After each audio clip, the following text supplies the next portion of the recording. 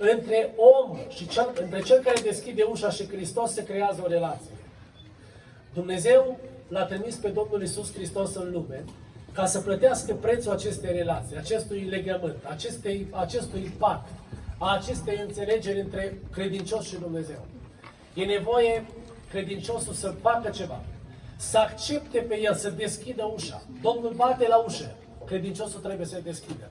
Și atunci când îi deschide ușa, se formează relația. Voi intra la el, voi cina cu el și el cu mine. Va fi ceva personal, va fi ceva perfect, ceva strâns, ceva în care nu mai încape nimeni acolo.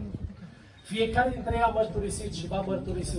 Și fiecare credincios trebuie să aibă această relație strânsă între el și Hristos. Nu am întâlnit încă oameni care să aibă credință, însă am întâlnit oameni care, din momentul întâlnirii cu Iisus Hristos, s-a născut o puternică dorință în ei să se boteze. Cei care sunteți de acasă, știți, și vă repet pentru cei care nu ați auzit niciodată. În Sicilia, cu câțiva ani, ceva timp în urmă, era o doamnă care era pe moarte. Se numește Rozania, soțul ei se numește Adrian. Și femeia asta a avut o cădere profundă, pentru că nu mai era niciun leac și medicii au spus, încă 2 săptămâni, Doamnă, mai trăiți. Și femeia asta a început să-L caute pe Dumnezeu. Și într-o noapte Dumnezeu i s-a descoperit, a avut o revelație specială. A început să citea, istoria e foarte frumoasă, dar e puțin mai lungă și eu vreau să concretizez, să ajung la ce mă interesează. În sfârșit, într-un toi de noapte, pe când nu mai găsea sens în viață femeia aceasta, Dumnezeu i s-a descoperit. Un domn asistent credincios i-a fixat în Noul Testament, dacă vă duceți aminte, cei care știți istoria asta, i-a pus acolo un fațolet, i-a pus ceva, nu mai știu, la Psalmul 121. Și în toiul nopții, femeia asta, în mijlocul disperării, a început să citească Psalmul 121. Pentru că când a deschis Scriptura, i-a fost limpede să cadă ochii pe psalmul acesta. Și a început să citească. Îmi ridic ochii spre munți, de unde îmi va veni ajutorul? Ajutorul vine de la Domnul, care a făcut cerurile și pământul. Și femeia asta a început să caute ajutor la Domnul. Și în toiul nopții a luat decizia și a zis, mai am 2 săptămâni de trăit. În astea 2 săptămâni eu trebuie să fac ceva să mă botez. Sicilia nu e în dosul Perugiei. E la 12 ore de drum. Și frații slujitori ne-au chemat și au zis, avem 2 oameni. Ăștia numai decât nu știu altceva, vor să se boteze și să se boteze. Și frații mei, i-am zis, vezi un pic să fie ceva serios, că e distanță mare. Și zis, frate, ăștia nu mă lasă. Vor numai decât să se boteze. Știți ce vreau să subliniez?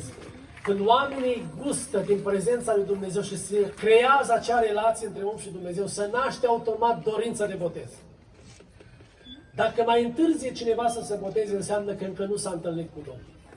Cei 3.000 care l-au ascultat pe Petru au zis, ce să facem, fraților? Păi asta este itinerariul.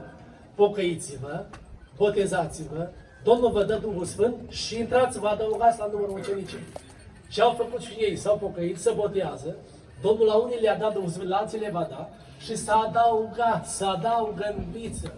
Ca acele mlădițe care sunt atacate în viță și care încep să dea altfel de roade care poate n-au dat până acum. Dumnezeu să ne binecuvinteze, așadar să înțelegem că între Hristos și între fiecare credincios trebuie să se creeze o relație. N-am întâlnit pe nimeni care să se fi întâlnit cu Dumnezeu și să refuze botezul. Toți care au gustat părtășia cu Domnul, care au gustat pacea, au fost oameni care s-a creat între ei și Hristosul apropiată. Mă aduc aminte de femeia care a venit la Domnul prin spate, asculzându-se. Și s-a dus în prezența Mântuitorului, s-a atins și a spus, dacă mă voi atinge de El, mă voi tămădui. S-a atins de Hristos și s-a tămăduit. Era o mulțime de oameni, mult mai mult decât suntem noi aici. Cine și-ar fi dat seama că unul singur s-a atins de Domnul în îmbulzeala aceea? Dar când un om se atinge și se creează relația între om și Hristos, știe el și știe și Hristos de asta. Și Domnul Iisus Hristos a spus, s-a atins cineva de mine. Învățătorul de a te îmbulzește lumea. Cineva s-a atins de mine. Erau mulți oameni care îl îmbulzeau pe Domnul. Era o singură femeie care s-a creat, a fost ceva special acolo. Care s-a tămăduit de boala ei. Care a zis, de lângă Hristos eu nu mai plec. Domnul să ne binecuvânteze pe toți care au început drumul pocăinței, care Domnul ni s-a descoperit în viața noastră, care a făcut cea mai importantă alegere a vieții. Suntem trecători, ați auzit din mărturile lor. Dacă ei la 17, la 18, la 19 ani își pun problema că viața e trecătoare, ce mai aștepți tu? care a început să ai părul alb, viața oricum trece, orică vrei, orică nu vrei. Moartea va veni, că nu te întreabă iarna dacă ai lemne sau nu, ea va veni oricum precum vine iarna. Dar decizia cea mai importantă a vieții este să ne dăm viața Domnului. Să creăm acea relație care va influența veșnicia mai apoi. A venit la Mântuitor un tânăr bogat și ăsta avea o dorință. Învățătorule, ce trebuie să fac să fiu mântuit? Iar vreau să evidențiez faptul că Domnul nu cere ceva, ci vrea o relație. I-a zis, cunoști poruncile? Cum să nu, învățătorule? Toate le-am păzit cu grijă din tinerețea mea. Să nu prea curvești, să nu furi, să nu faci o mărturisire mincinoasă. Cu toate, învățătorule, era un om de fapt, era un om moral. Cum cei mai mulți dintre noi suntem oameni foarte buni aici. N-am făcut rău la nimeni. Domnul putea să spună, tu ești un tânăr foarte special. Auzi, îți cinstesc chiar și părinții. Mai rar așa ceva tânăr. Dar Domnul le-a spus, tu ai o problemă, un singur lucru ai. Eu am nevoie tu să lași lucrurile care te țin, de care ți-e legată inima, și să vii să mă urmezi. Eu am nevoie între mine și tine să fie o relație, am nevoie să mă urmezi. Ia-ți crucea și urmează-mă. N-a fost dispus tânărul să plătească prețul acesta să-L urmeze pe Domnul. A întors spatele.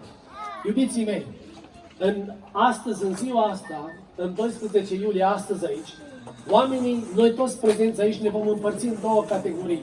Oameni care vor spune un da lui Dumnezeu și oameni care vor întoarce spatele ca tânărul bogat și vor spune, cât de altfel n-am păcat. Nu sunt așa de păcătos că tânărul acesta era un tânăr excelent, era un tânăr etic, era un tânăr moral, era un tânăr foarte bine crescut, dacă vreți. Dar n-a fost dispus să-L urmeze pe Domnul. Și a întors spatele și a plecat plin de întristare.